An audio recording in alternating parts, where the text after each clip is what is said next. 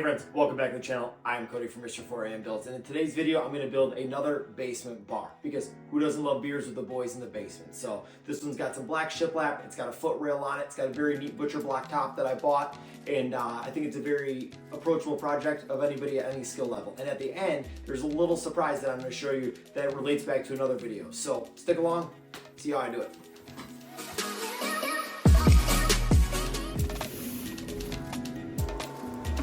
So I'm just going to go here, I'm just going to lay out all the supports along the bottom. Get them all set up nice. Then I'm going to go through, I'm going to start sanding everything. Using some rough sandpaper to start.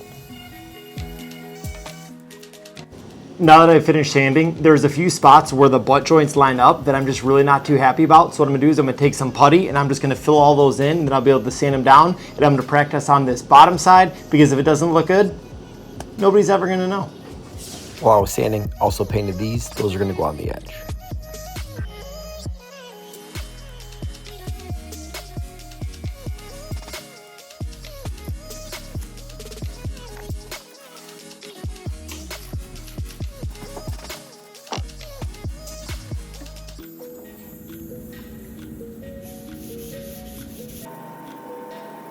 Now that I got all that putty finished, I did go through and I sanded everything down, and then I spritzed it down with some water to raise the wood grain, and then I went back with a little hand sander just to knock everything down. And now with it still being with the bad side up, I'm gonna stain that, because once I flip it over and sand the top down, I don't ever wanna put that good top side back down on the bottom, try to prevent any damage.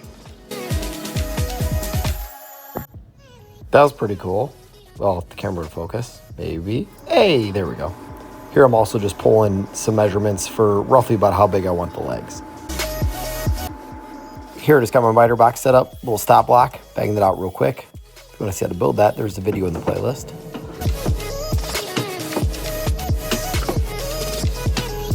With all my parts cut to size and laid out, now I'm gonna go through with a number 9, 3 1/8 screws. And I'm gonna use those, and that's what I'm going to make all my walls with. And I'm gonna use my new M12 Milwaukee Surge. If you haven't seen the video, check it out, see what I think of it.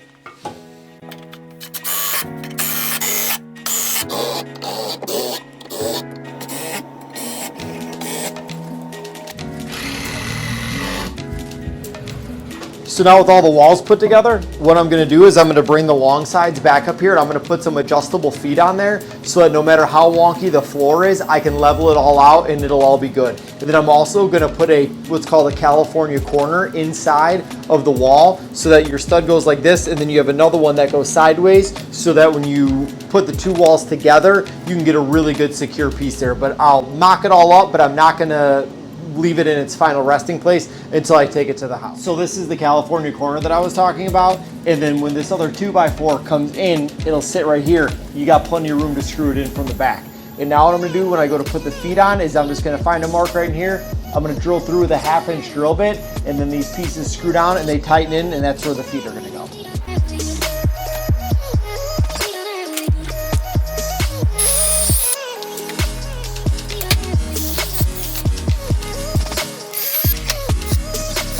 Now that I have my walls all built, what I'm gonna do is I'm gonna take them over to the side and I'm gonna assemble them all, just so that I can get all of my relevant numbers for all my shiplap. And I'm gonna cut all the pieces here just so I don't have to do it at the customer's house and I can spend more time at mine.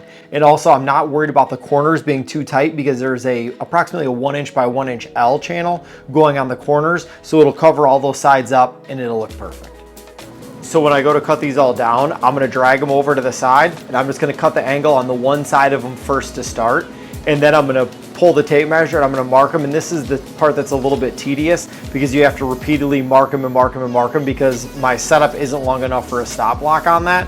But once I get those long pieces marked, now I can just bevel the saw to one side, cut it, then I can set my stop block up, then I can bevel it back, and I can just batch cut all those pieces pretty quickly.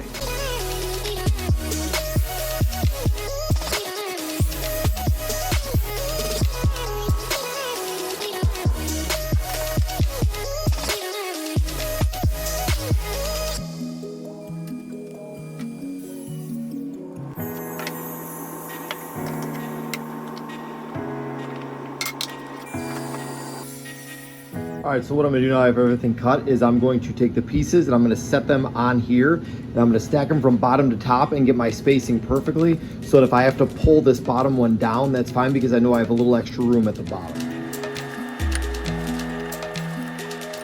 Now that I know that these are all evenly spaced all the way down, what I'm gonna do is I'm just gonna take them off and I'm gonna mark a line exactly where it goes so that when I'm on the job, I know exactly where to start on the bottom and then they'll be even and be flush with the top.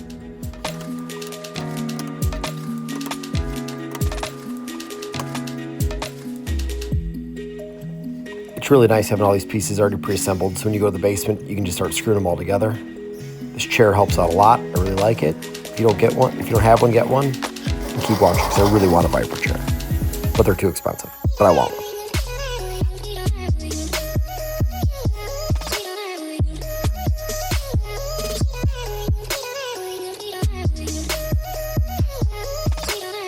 You can see I put those nice pieces right there on the bottom.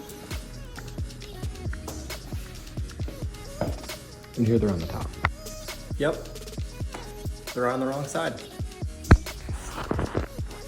Fixed it.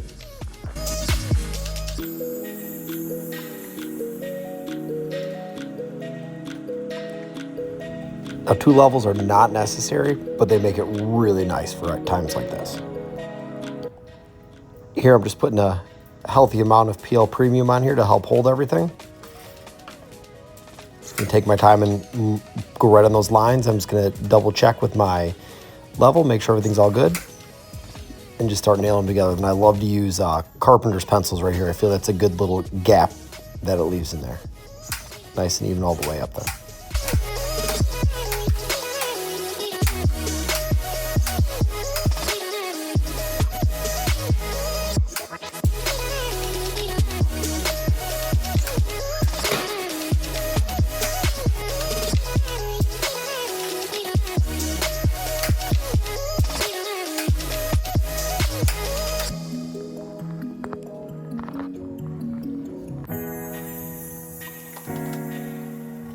I left those metal sides long to put a little painter's tape on them, then took them outside and cut them. And I just used this little punch to get the hole started, then drilled through them. So here I got the top put on. I did have the homeowner help me put that on. I didn't want to ask if I could record them, but I'm just gonna go around, make sure everything's even all the way across before I start putting those brackets on.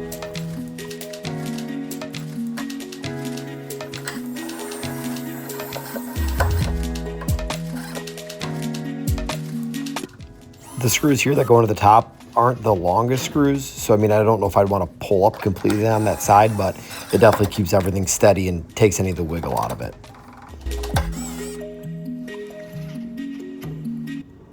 And then this angle piece, just get some PL Premium as well, pre-drilled, and then sent home with some screws.